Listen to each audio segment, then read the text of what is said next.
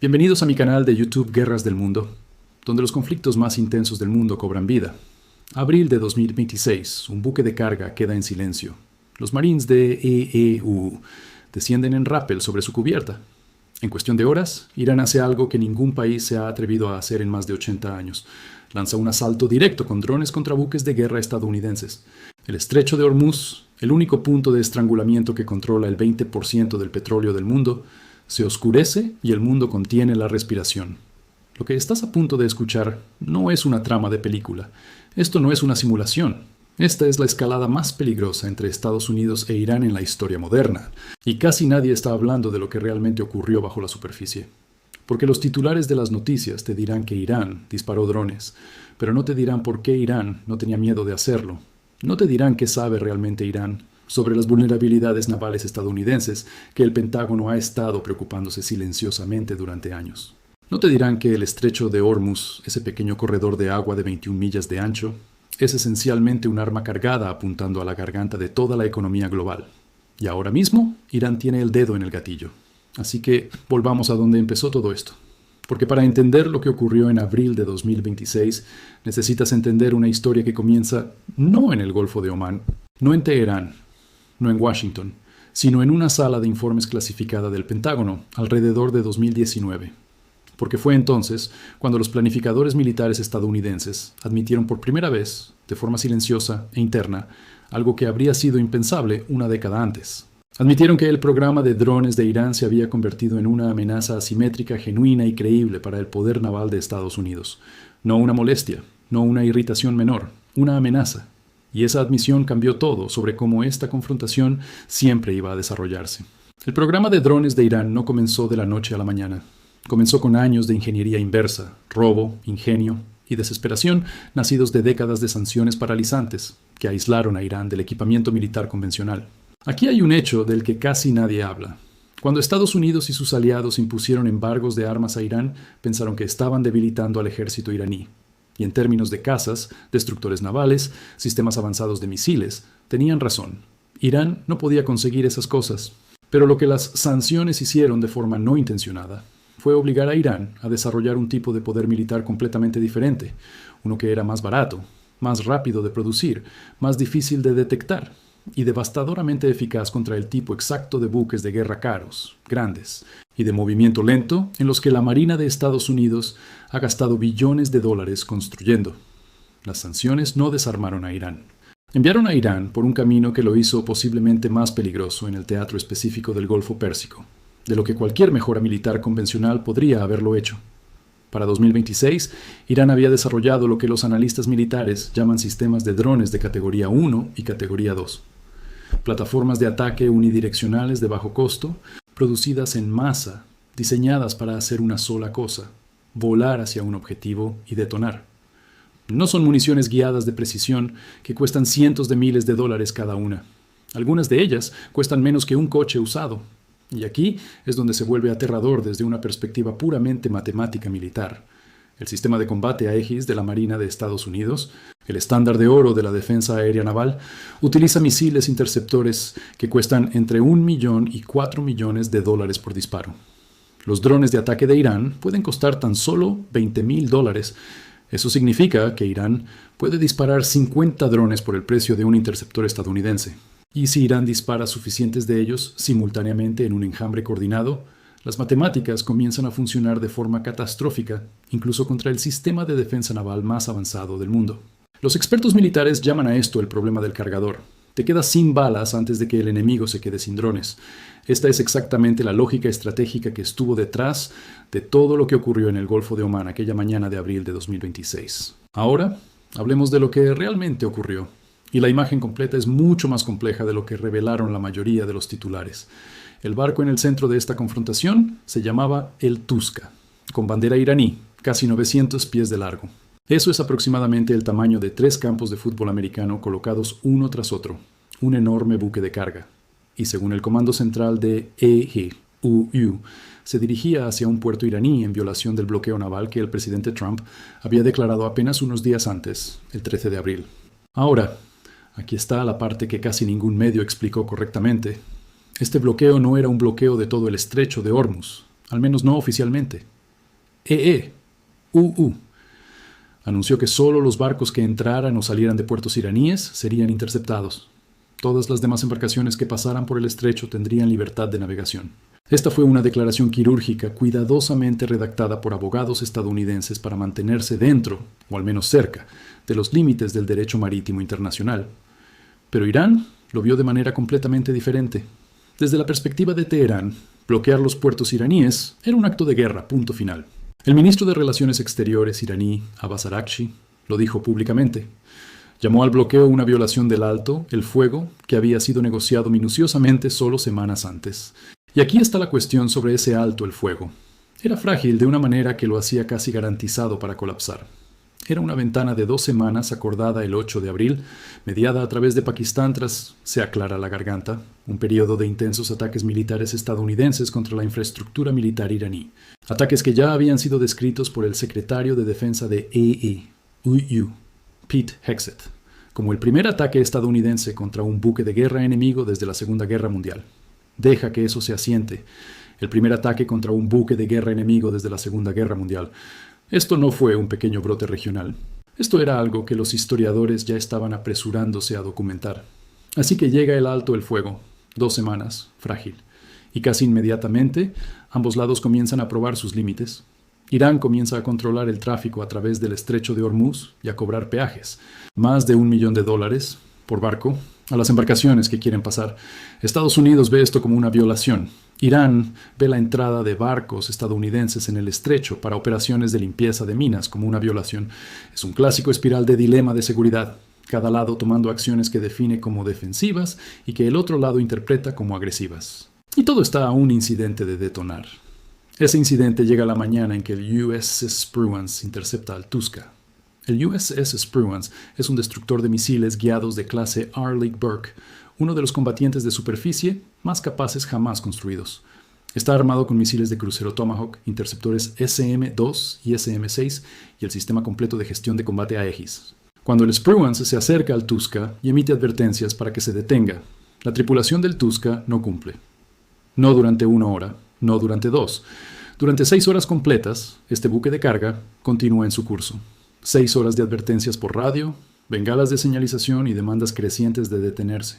Y entonces el USS Spruance abre fuego, no para hundir el barco, sino para deshabilitarlo. Un proyectil naval de 126 mm atraviesa la sala de máquinas. El sistema de navegación se apaga, el barco se detiene.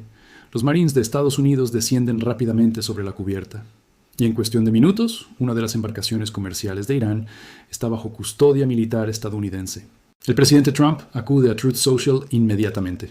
Describe el barco como casi tan grande como un portaaviones. Dice que la tripulación ha sido detenida en seco.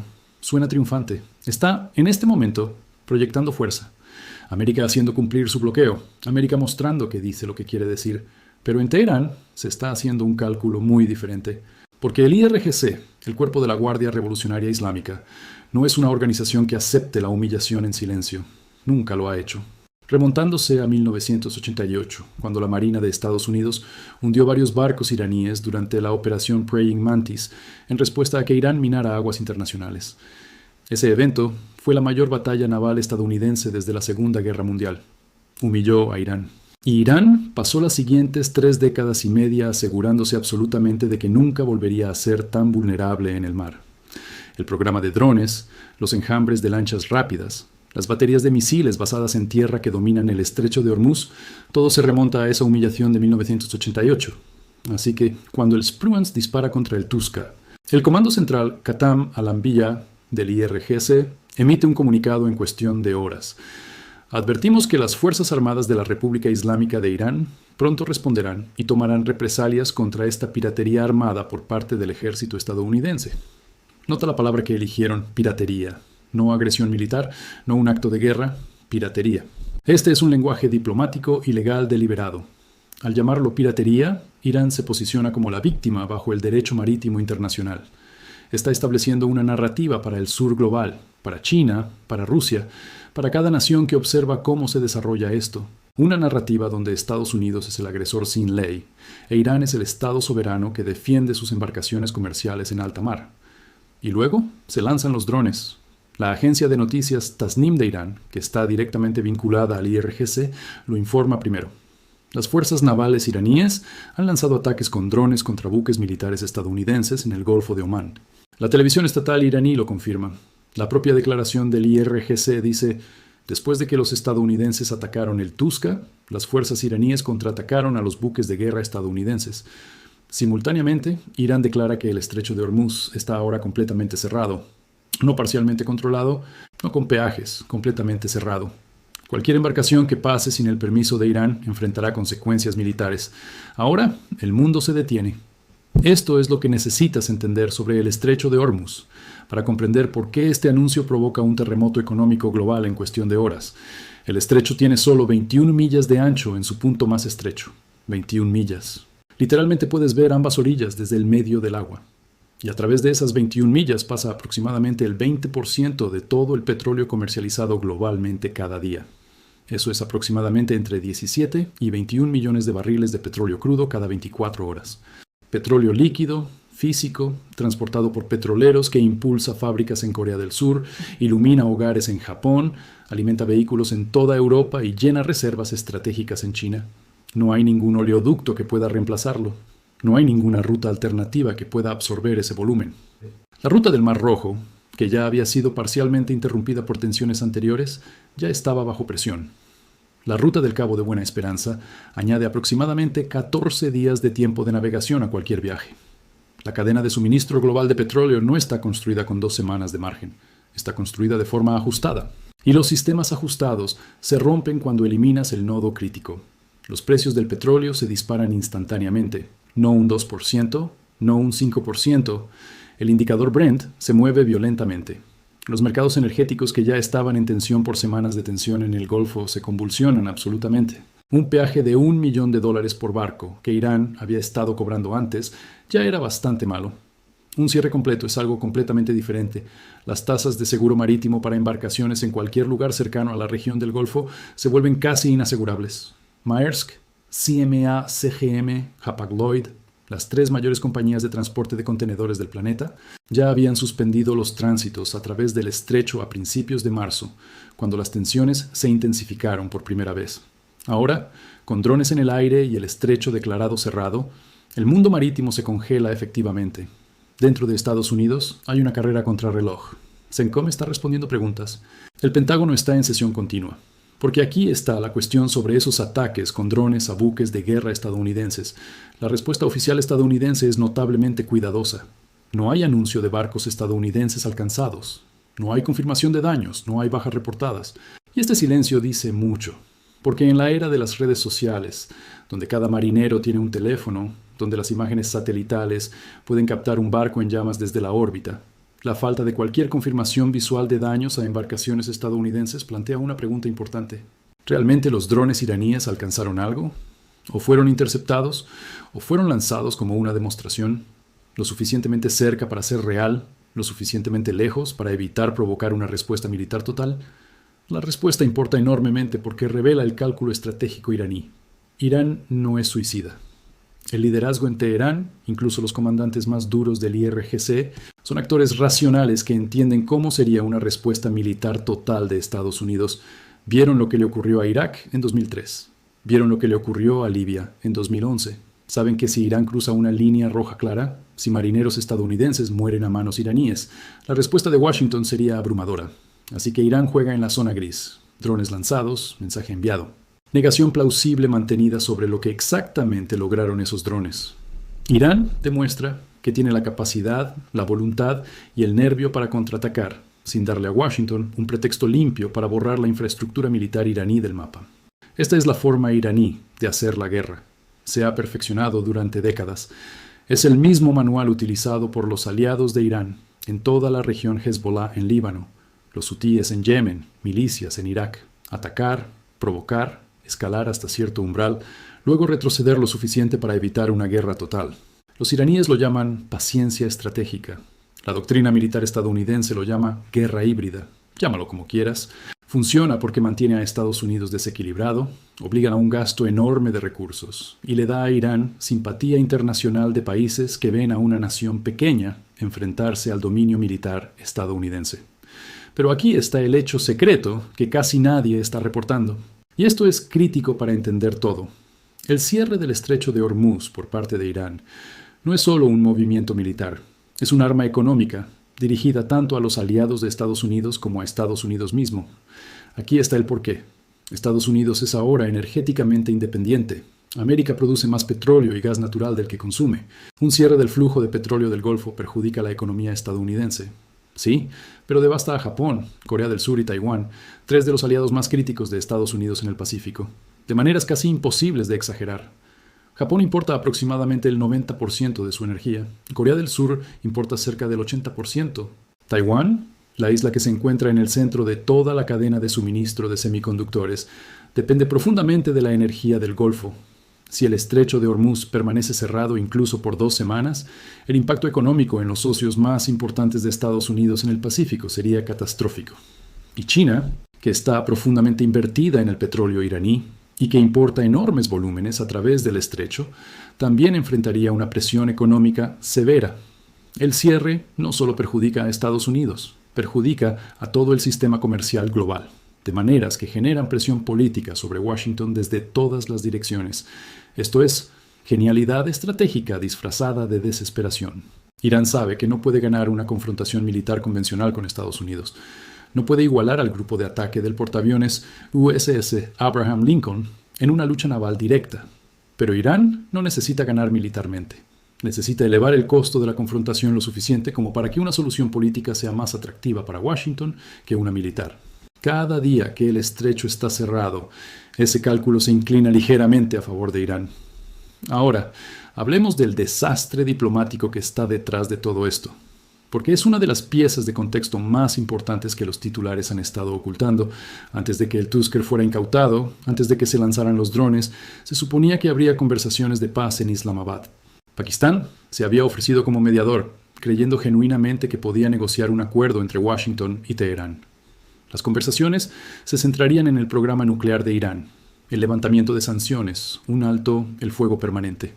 Ambas partes se presentaron, no directamente, sino a través de intermediarios. J.D. Vance anunció el 12 de abril que las conversaciones habían fracasado. Sin acuerdo, sin marco, sin camino a seguir, solo fracaso. Y es tras ese colapso que Trump anuncia el bloqueo naval de los puertos iraníes. La secuencia es crucial. El bloqueo no es aleatorio. Es la respuesta directa al fracaso de las negociaciones. La posición de Trump, clara en Truth Social, es que Irán está colapsando financieramente, perdiendo $500 millones al día, con fuerzas militares y policiales que supuestamente no están recibiendo sus salarios. El secretario del Tesoro, Scott Bessent, anuncia que el bloqueo continuará hasta que Irán vuelva a la mesa en términos aceptables para Washington. La estrategia es el estrangulamiento económico. Presionar a Irán hasta que el dolor financiero sea insoportable. Luego ofrecer un acuerdo. Pero aquí está el problema con esa estrategia. Y esta es la parte sobre la que los veteranos de política exterior advierten en privado. El estrangulamiento económico de una civilización orgullosa, con miles de años de historia y una tolerancia extremadamente alta al sufrimiento, tiende a no producir capitulación. Tiende a producir radicalización. Los sectores más duros de Irán, la facción que siempre ha argumentado que no se puede negociar con Estados Unidos y que debe enfrentarse, ganan una enorme credibilidad cada vez que un alto el fuego colapsa, cada vez que un acuerdo fracasa, cada vez que un buque de guerra estadounidense dispara contra una embarcación comercial iraní. Los moderados dentro de Irán, y hay moderados reales, personas que quieren un acuerdo, que creen que el compromiso con Occidente es posible, pierden terreno cada vez que Washington escala.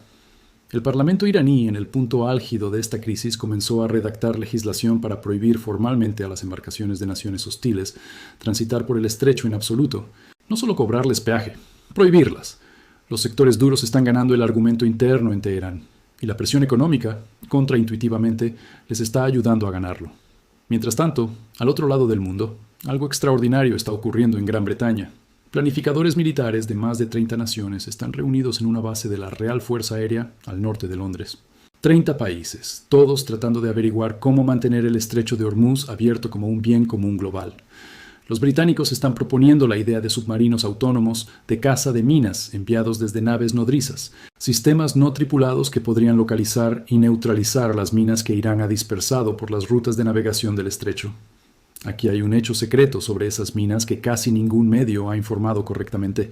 Irán colocó minas en el estrecho de Hormuz como parte de su estrategia para cerrar la vía marítima.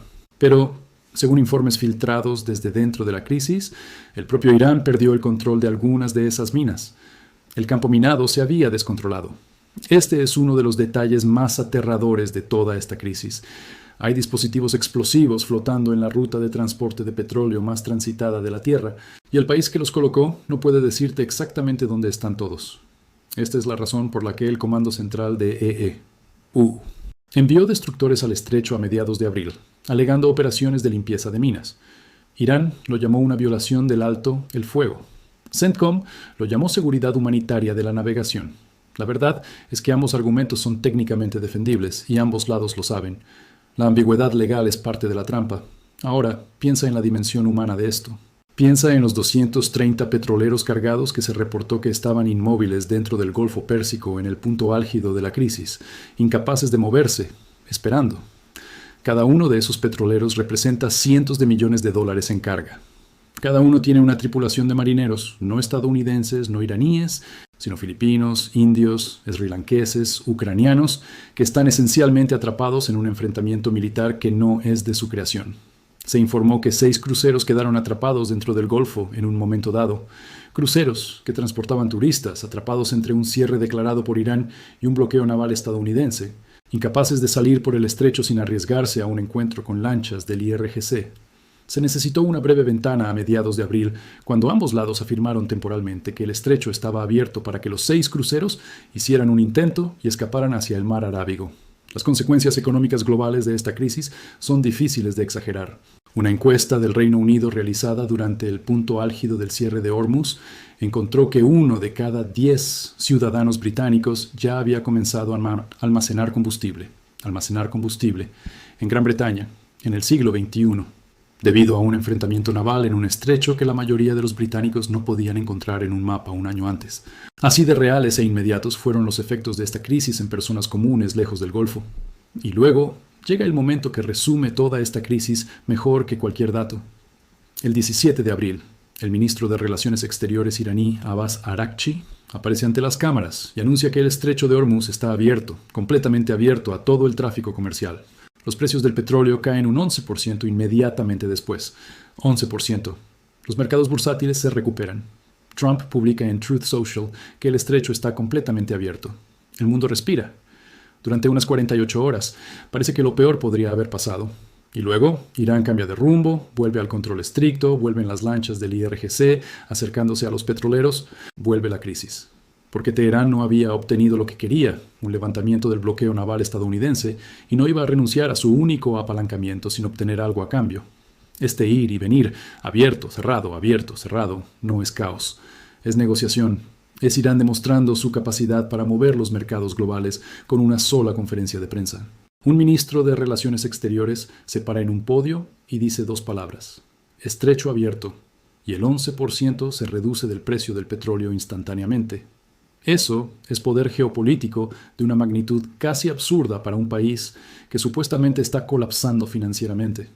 Un país que puede mover el mercado global del petróleo un 11% con una conferencia de prensa no es un país sin influencia. Y esta es la tensión fundamental en el corazón de toda esta crisis. La estrategia de Washington se basa en la idea de que Irán está tan desesperado económicamente, tan presionado financieramente, tan cerca del colapso que eventualmente capitulará. La estrategia de Teherán se basa en la idea de que la economía global depende tanto del estrecho de Hormuz que los aliados de Estados Unidos eventualmente presionarán a Washington para que retroceda. Ambas estrategias tienen lógica interna. Ambas estrategias requieren que la otra parte parpadee primero. Y ambos lados han demostrado, a través de semanas de violaciones del alto el fuego, ataques con drones, incautaciones de barcos y colocación de minas, que ninguno está dispuesto a parpadear. El contexto regional más amplio hace que todo esto sea aún más volátil. Israel y Líbano están en su propio alto el fuego frágil, una tregua de 10 días que en sí misma fue casi inmediatamente violada cuando Hezbollah mató a un pacificador francés de la ONU. El presidente francés Macron lo condenó personalmente. Trump advirtió a Israel que tenía prohibido bombardear Líbano. Toda la arquitectura de seguridad de Medio Oriente está bajo una presión extraordinaria simultáneamente. Irán está luchando en una campaña de presión multifrontal, presión económica del bloqueo estadounidense, presión militar de ataques a sus activos navales, presión diplomática del fracaso de las conversaciones de Islamabad y presión política interna de los sectores duros que quieren confrontación total y reformistas que quieren negociación. Se informa que el líder supremo iraní está operando desde instalaciones subterráneas reforzadas. La situación dentro de Teherán no está unificada. Hay luchas internas de poder reales sobre la dirección de esta confrontación. Y cuando un gobierno está dividido internamente y bajo presión externa, el riesgo de error de cálculo aumenta dramáticamente. Error de cálculo, esa es la palabra que sigue apareciendo en cada análisis serio de política exterior de esta crisis. No una escalada deliberada hacia una guerra total, aunque ese riesgo es real. El mayor peligro es que un incidente escale de una manera que ninguno de los dos lados pretendía.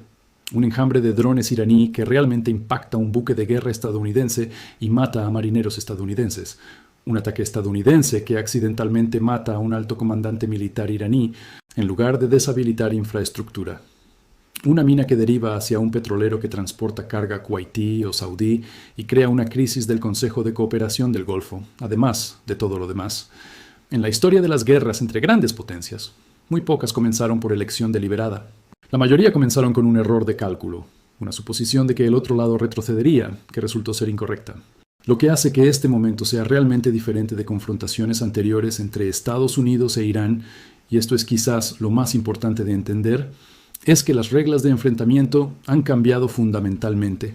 La Marina de Estados Unidos disparó contra un buque de guerra iraní, incautó una embarcación comercial iraní. Estas no son el tipo de acciones que caracterizaron las campañas de máxima presión de 2018 o 2019. Estos son enfrentamientos militares cinéticos entre dos países que técnicamente siguen, en el sentido técnico más estrecho, sin estar en guerra entre sí. Irán respondió con ataques de drones contra buques navales estadounidenses.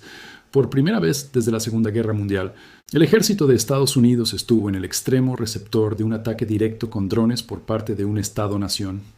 No una milicia, no un proxy, sino la propia República Islámica de Irán. El umbral que se cruzó en abril de 2026 no puede deshacerse. Lo que suceda después, diplomacia, alto el fuego, escalada o algo intermedio, la relación estratégica entre Washington y Teherán ha sido alterada permanentemente. Las conversaciones de Islamabad fracasaron. El fuego ha sido extendido en el último momento por Trump, supuestamente a petición de Pakistán, ganando tiempo para que Irán presente una propuesta unificada. Pero si esa propuesta llega, si es aceptable para Washington, si los sectores duros del IRGC permiten que los moderados la presenten, nada de eso es seguro. Lo que es seguro es que en algún lugar del Golfo de Omán, los buques de guerra estadounidenses siguen en posición, las lanchas rápidas iraníes y las plataformas de drones siguen en el agua, las minas siguen a la deriva, los petroleros siguen esperando, la economía global sigue conteniendo la respiración. Y en algún lugar en el centro de mando de Teherán, los oficiales militares iraníes están observando sus inventarios de drones, inventarios construidos durante 30 años de sanciones, ingenio y paciencia estratégica, y haciendo el mismo cálculo que han estado haciendo durante décadas. ¿Hasta dónde podemos empujar esto antes de que se convierta en algo que no podamos controlar? ¿Cuánto dolor podemos absorber antes de tener que elegir entre la rendición y la catástrofe? La respuesta a esa pregunta, y la respuesta a si la vía marítima más importante del mundo permanecerá abierta, definirá la próxima década de la geopolítica global, no solo para Estados Unidos, no solo para Irán, sino para cada país que llena sus coches en una gasolinera, cada fábrica que funciona con petróleo, cada familia que paga una factura de energía. El estrecho de Hormuz no es solo una ruta marítima, es la vena yugular del mundo. Y ahora mismo, dos potencias cercanas a lo nuclear están discutiendo sobre quién puede poner sus manos sobre ella. Mantente informado, porque esta historia no ha terminado, ni de cerca. Si encontraste este video impactante, no olvides dar me gusta, suscribirte y quedarte con Guerras del Mundo para más.